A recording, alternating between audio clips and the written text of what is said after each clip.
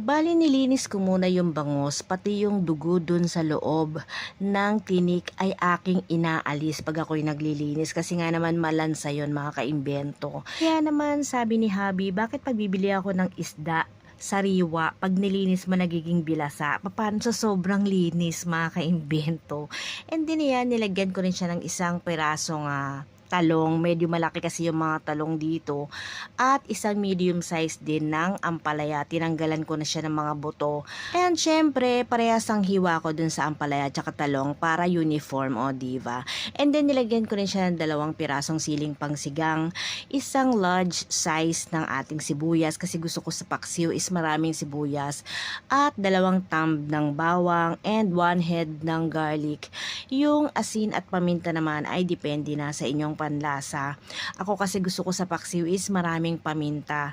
And then nilagyan ko rin siya ng chili powder kasi nakakaganang kumain pag medyo maanghang yung ating paksiw, o diva.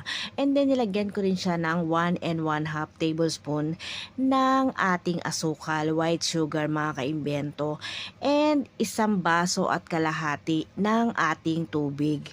And then hindi pa dyan natatapos yan, nilagyan ko rin siya ng 1 basong suka.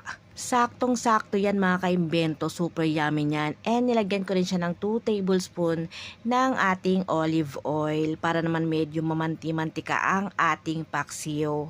And then, nung binuksan na ang apoy, si Brad Bernard na yung pinagbukas ko niyan kasi takot pa talaga ako magsindi dito sa kalan. Bago na yan mga kaimbento, bagong bili na, pero nagka-trauma ako, hindi ko pa talaga siya ginagamit. Kaya si Brad Bernard yung pinagluto ko ng paksiw.